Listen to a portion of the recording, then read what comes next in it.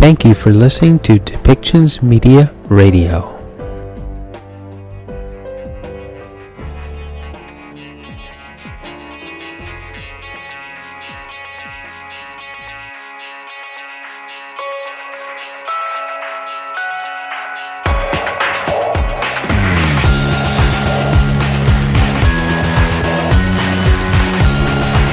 Welcome to Policy and Rights, the show about government policy and human rights.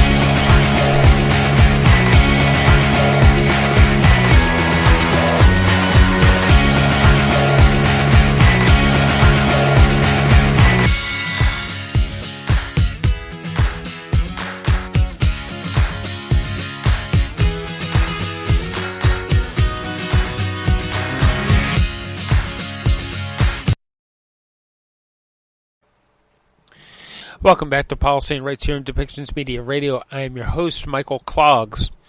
And in this next segment, we're going to be joining George Heyman, BC's Minister of Environmental and Climate Change Strategies, Robin Smith, Mayor of Logan Lake, BC, Troy Bokati, Community and Workplace Health and Safety Officer for the Lillooet Nation, and Corey Frank, Guardian Watchman Manager of the Chromebox First Nations.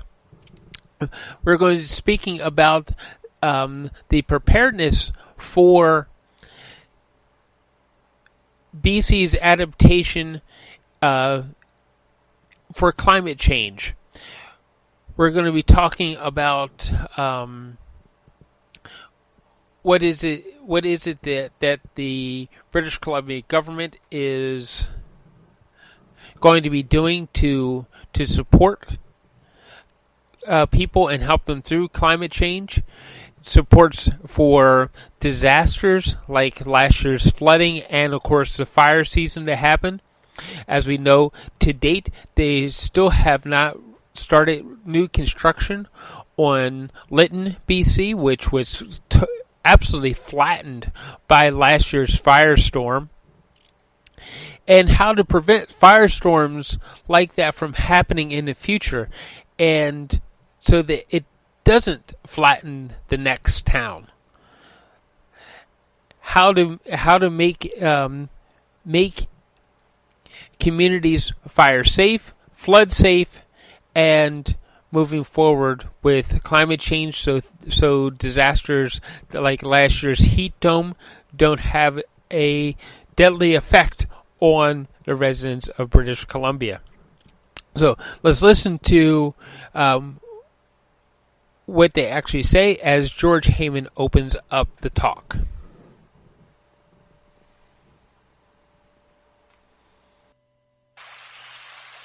Good afternoon, everyone. I want to thank you for joining us. I am pleased to be joining you from the traditional territory of the Lekwungen-speaking peoples, the Esquimalt and Songhees First Nations, to make today's announcement about the launch of our climate preparedness and adaptation strategy.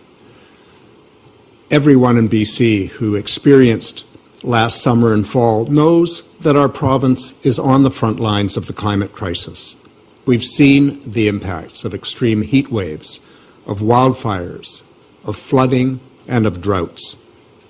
And that's why we're taking coordinated action across all ministries to be better prepared this year, next year, and on into the future, because we know that we're going to continue to experience the impacts of global climate change. It's how we prepare and adapt and make ourselves resilient and strong in the face of that will matter to communities and people across British Columbia.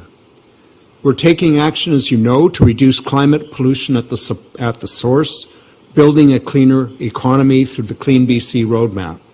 We have a record investments of $3.5 billion so far in our CleanBC emission reduction programs, including $1.2 billion in budget 2022-23.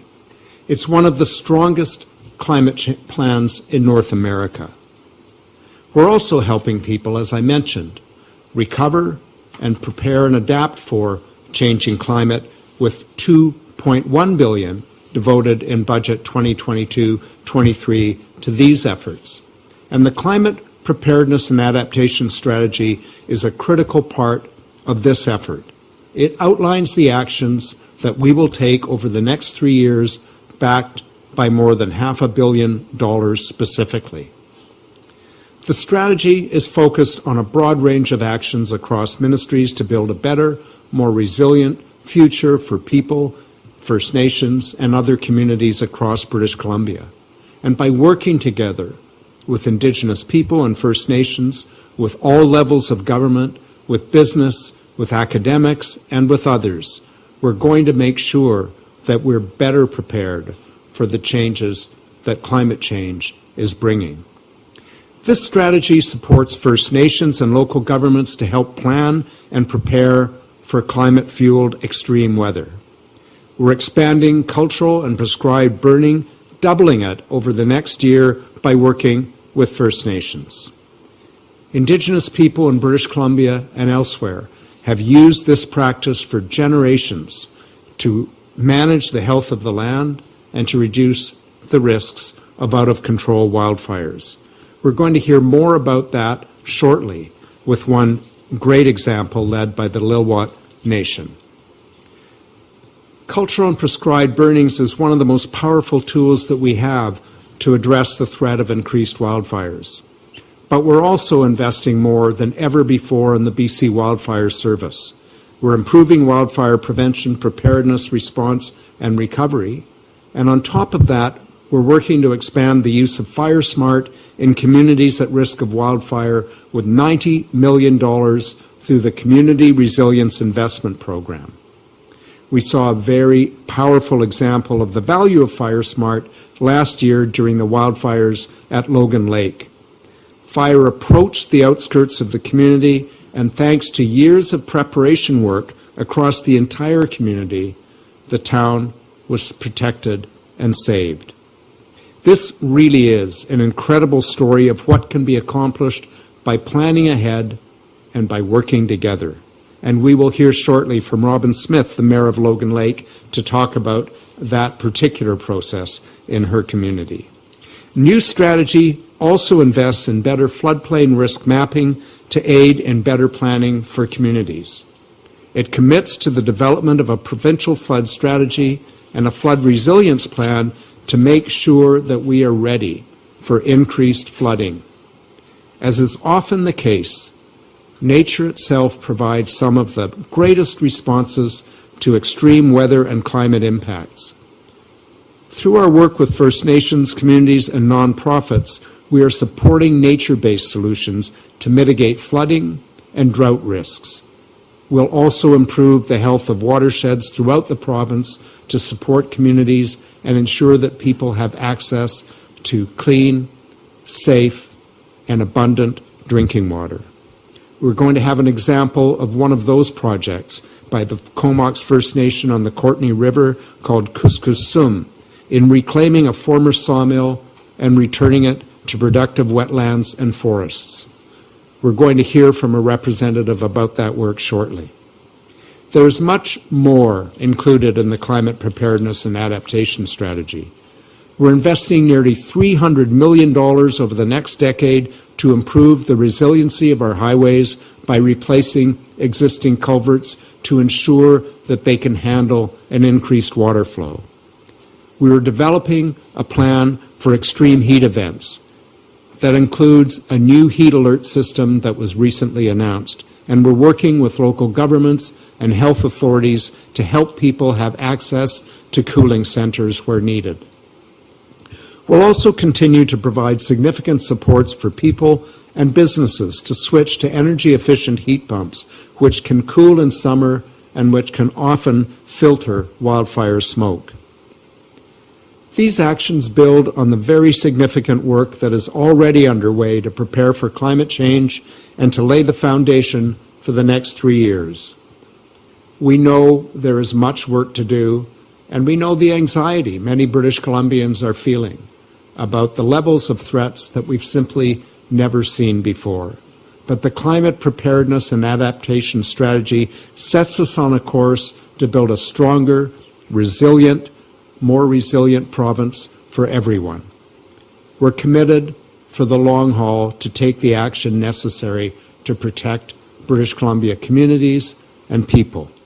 And we'll be reporting every year on our progress, on our changes to the preparedness and adaptation strategy through the climate accountability requirements that we put into law in 2019. I'd now like to invite Robin Smith, the Mayor of Logan Lake, to hear more on her community's experience with FireSmart. Mayor? Yeah, thank you, Mr. Minister. I appreciate the invitation to be a part of today's discussion. We're definitely pleased to be here on behalf of the community to tell a little bit about our story. But I think the most important part is not so much the last year's event, but all of the preparations leading up into that event. We have been working on the FireSmart initiatives in Logan Lake for well, even before my time, so previous to 2008, closer to about 18 years, I would say. And back in 2013, we became the first FireSmart community in Canada. And how we did that is by helping provide the criteria that actually created that program. So Logan Lake was FireSmart before there was FireSmart Canada and before there was FireSmart BC. As many people already know. You know, being a leader in FireSmart has been quite the experience for us because we've been working on it for so long, but it took the fires of 2021 really to bring to light the work that's been done and the work that really needs to continue to be done throughout the rest of the province. We've had a lot of opportunity to share our story, but there's a lot of really great things that FireSmart has done for us. And part of that is even creating youth employment. We have been lucky enough to have, we were sort of identified many years ago by a fella in the world of BC Wildfire who said that we're just really a ticking time bomb. And the leadership of the day took that very, very seriously. And they did begin working towards what sorts of things we could do to protect ourselves and prepare ourselves. And I can tell you that in 2021, had we not participated and done all of that preparation work, we very likely would have had a much, much different outcome. Logan Lake was well known for our sprinkler system. And what that actually did for us is it just added just enough humidity into the air at the time that we needed it when the fire was right at our boundary. And because of that little bit of extra humidity that we had, it was able to give us just a little bit of extra time that we needed for the wind change and to allow the air troops to come in and actually fight from the air. And if we wouldn't have had some of that in place previous to even previous to actually evacuating the community, we had a lot of those perimeter sprinklers in place and that sort of thing. And if we hadn't have done that work, it may have only gained us 2 minutes or 5 minutes, but that was the difference. That 2 minutes or 5 minutes was the difference between losing structures and not losing structures for us. So it was absolutely 100% that mitigation work that was the big piece that did give us the time that we needed. And, you know, we couldn't have done any of the work that we've been doing out there in the forest without having our community forest. They have been huge in helping us get to where we are in terms of funding the planning and also funding the work that happens on the ground. So I think that we definitely have a lot of different factors that have been working together to make it successful for us.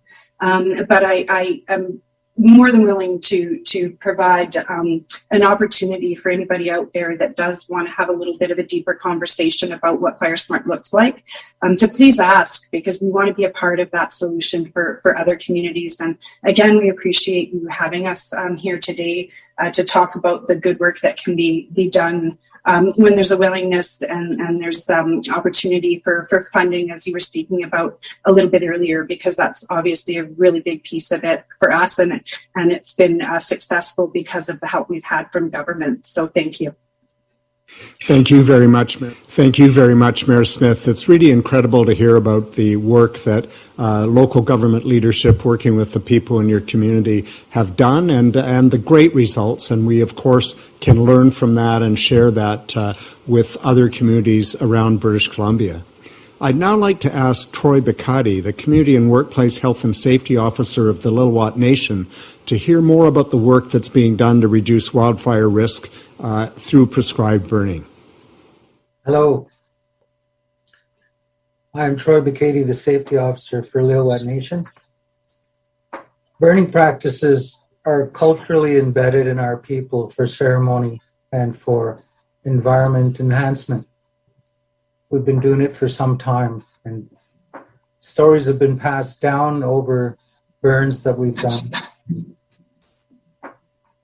So we've also been doing forest fuel management since the early 2000s, and then there was a gap of time where we didn't do any. And now those areas have come back to being a risk again. They need management.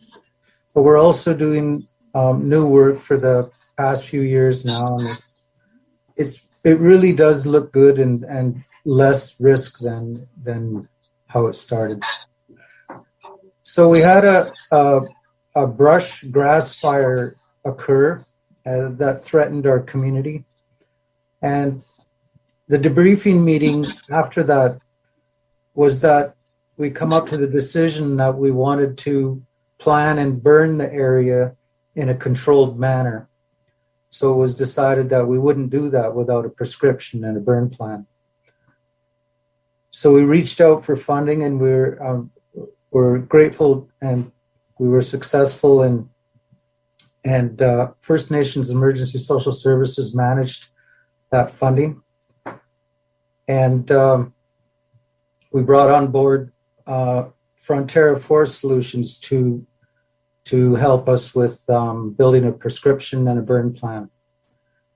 And then the people that were involved right from the beginning, the Lil'wat Nation, of course, and BC Wildfire Services, Pemberton Fire Zone, Pemberton Fire Departments, the RCMP, Strathclyde Police, all came together in a BC Ambulance Service to carry out this prescription.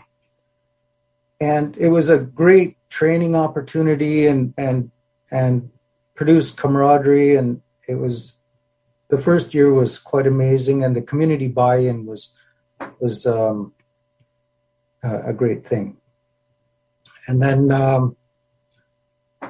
of course, it was a reduction of risk. Then this year, the setup was a bit smoother, but as usual, the weather was the deciding factor as the grass and brush need to cure. And there was a break in the rain, and so we went ahead and carried out. But this year was also a different thing. Finesse came through with a fire effects training and reporting that included fire ecologists. So that was a study before and after what happened in the fire, and that was very educational. And I hope we can carry on with that reporting on each fire that occurs after this. It was very, it changed the way we think about fire.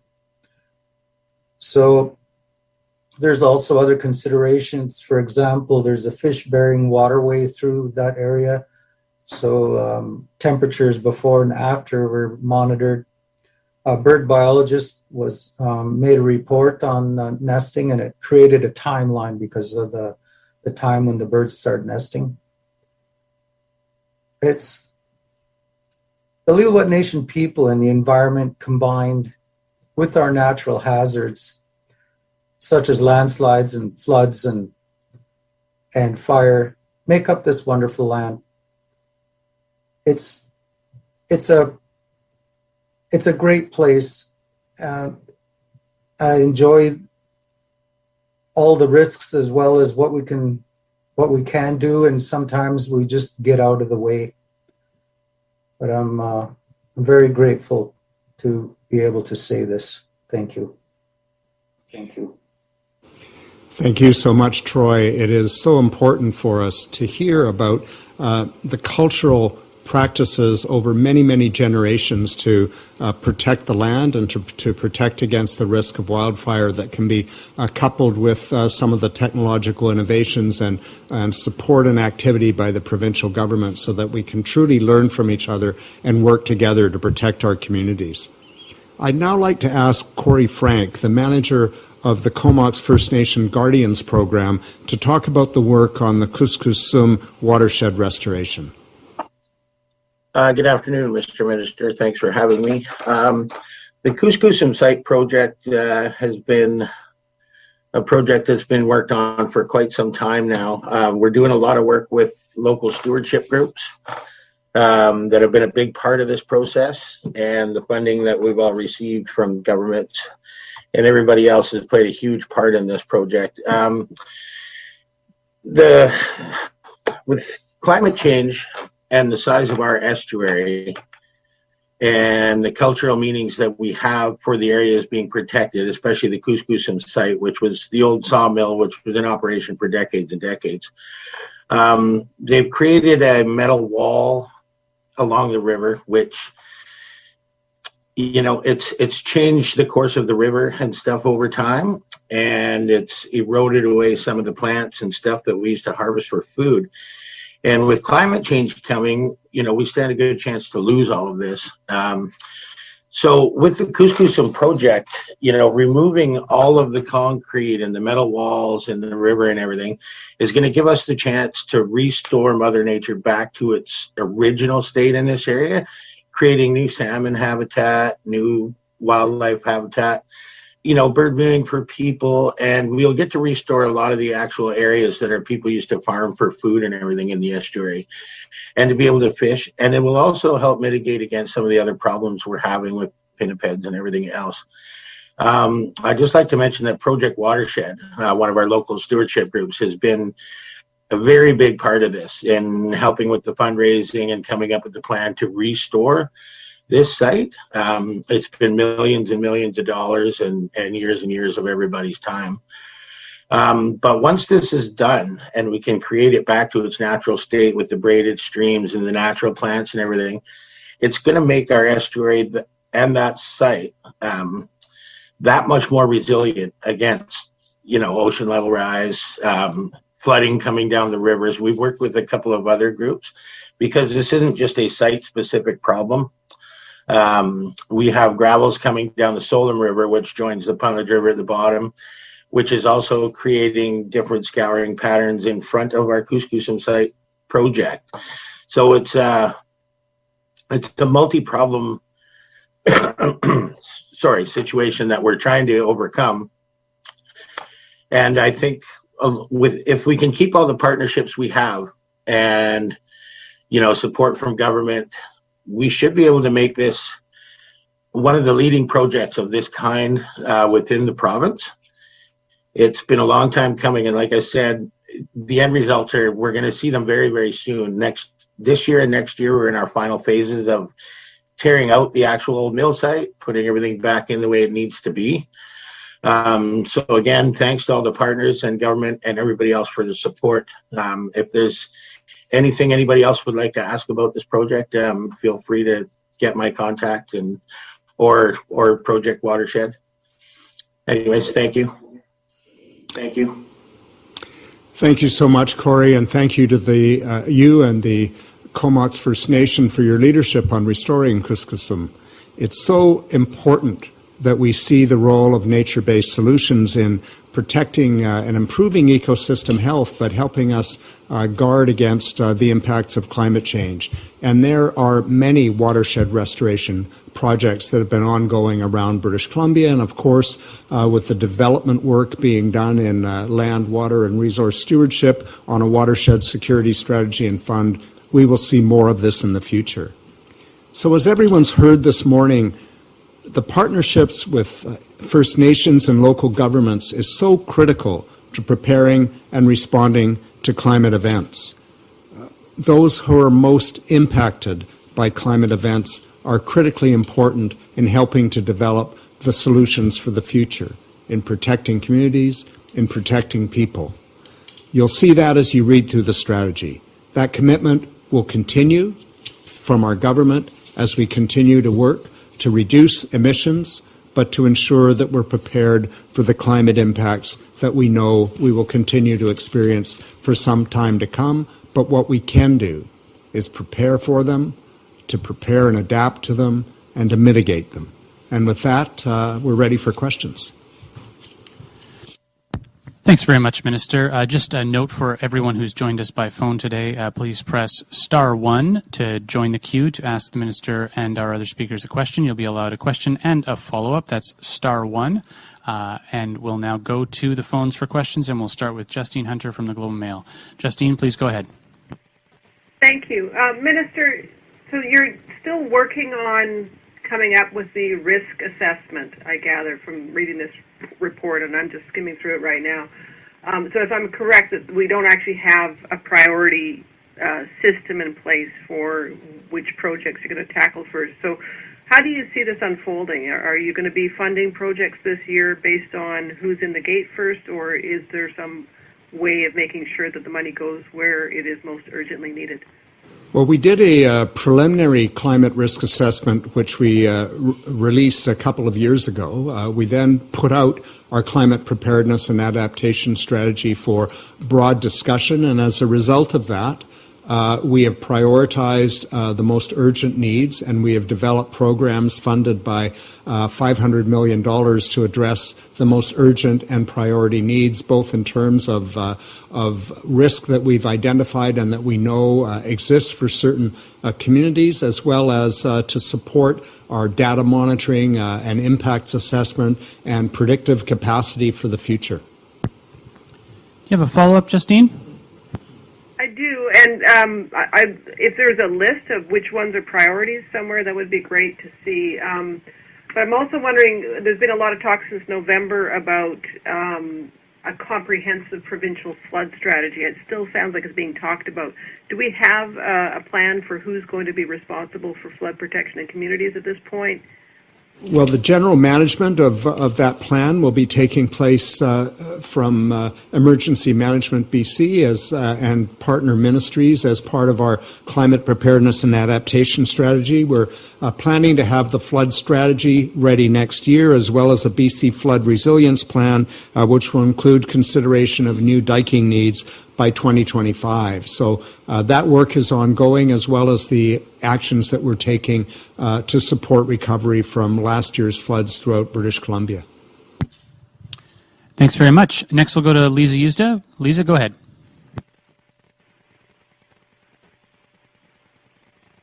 I am here, so I was just getting it off speaker. I was just wondering, so going into this year's fire and flood season, Minister, how is this plan that's in place going to make a difference for anyone? And I'm looking mainly at Metro Vancouver and thinking of the flooding that happened in Abbotsford last year, thinking of what happened to Lillooet. So I'm just wondering Lytton, if you can talk about what people in their communities are going to see this year. Well, there are a number of measures that we've taken. We've given more money to the River Forecast Center to monitor and report stream flow conditions. We budgeted $30 million for this year as we're developing a watershed security strategy for the Healthy Watersheds Initiative. As you've heard, when we restore watersheds, we also reduce the risk of flooding in those areas. We also, as we build back in areas that were impacted by floods, have been not just trying to build back the way we were, but to build back by building back better as a result of the predictions of what may happen in the future and what we experienced last year. And all of this will happen as we develop the strategy. With respect to wildfires, we've established a year-round BC wildfire service instead of simply a seasonal one, so that the wildfire service will not just be focused on responding to fires, but also predicting them and preparing communities to be better protected against the risk of wildfires by managing fuels in the way you heard of cultural and prescribed burning, as well as ensuring that we have the capacity in place in areas of great risk. Similarly, we put new measures in place for a BC heat alert response system.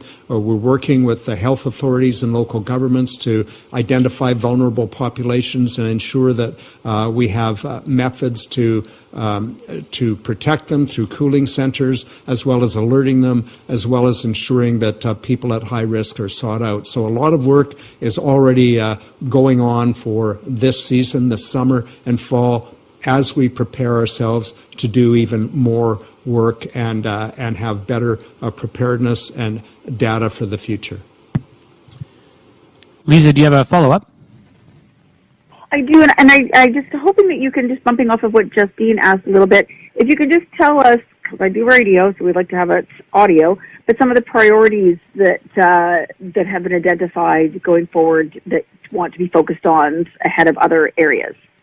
Well, we know we have to be ready for extreme heat events, both in terms of alerting people, in having cooling centers, in identifying vulnerable populations, which were identified by the coroner's report, so that we can move very quickly to protect people. In terms of wildfire, the establishment of the year-round BC Wildfire Service is showing our commitment to do more to fight wildfires, but also to take measures to prevent their occurrence or their severity in a number of ways. We're enhancing our River Forecast Center. We're investing in floodplain risk monitoring so that we can identify those areas at greater risk, as well as the times when they may be at greatest risk, so we can prepare communities. We, for instance, have over 670,000 sandbags ready to go in locations around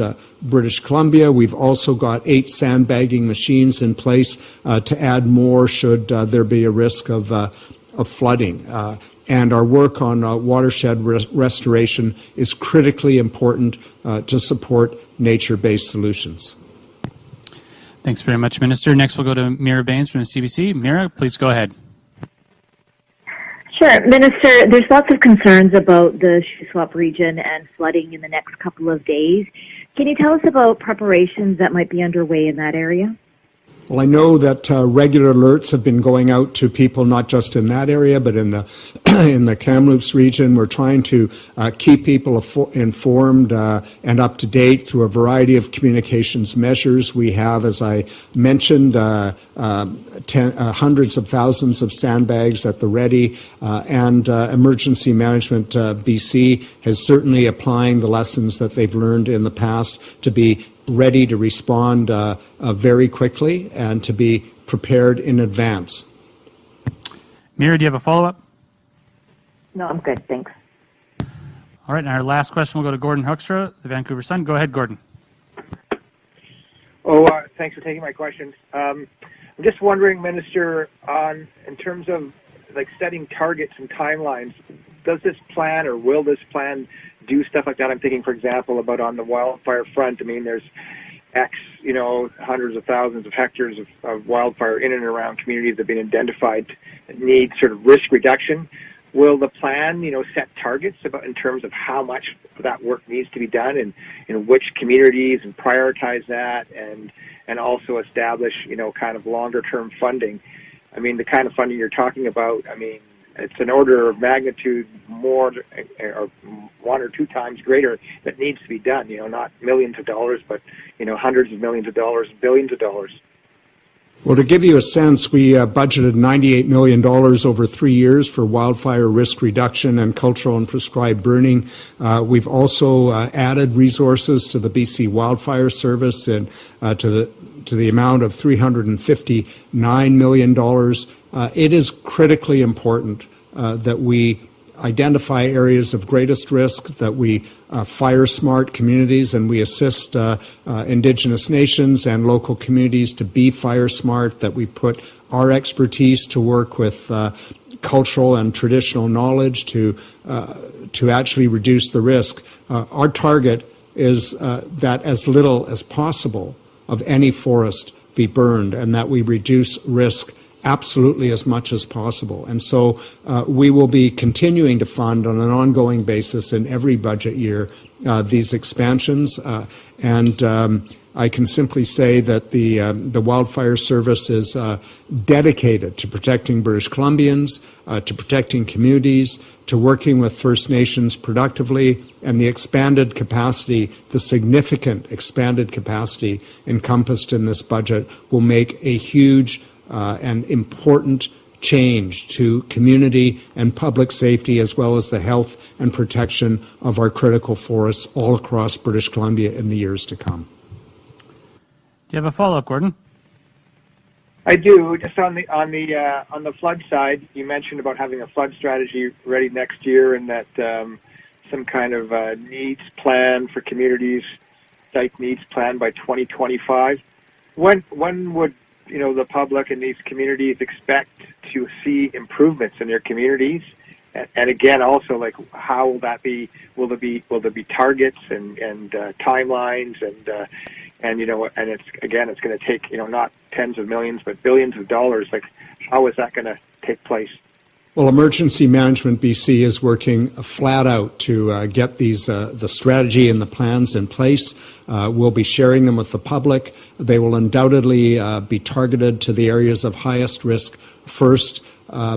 I'll be frank, we are going to work flat out to protect British Columbians and British Columbia communities. We have to prioritize risk, and then we have to work as quickly as we can with the people and equipment and resources available. But nobody wants to see a repeat of the tremendous hardship faced by British Columbians losing their homes, being forced out of their communities, by farmers seeing their livestock die in floods, by people forced to deal with road closures and the interference with the transportation of necessary and essential goods and services, including food. So all of which is to say, we take this incredibly seriously. We're working as quickly as we can to do as much as we can to protect British Columbia.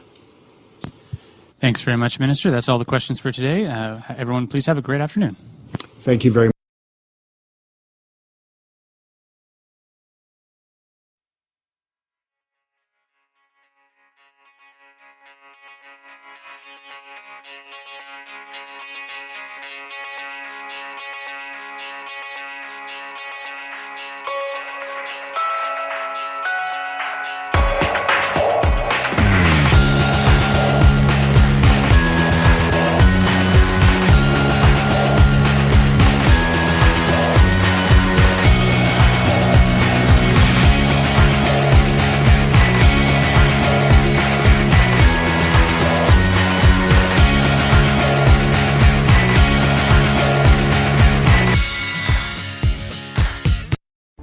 This show has been produced by Depictions Media. Please contact us at depictions.media for more information.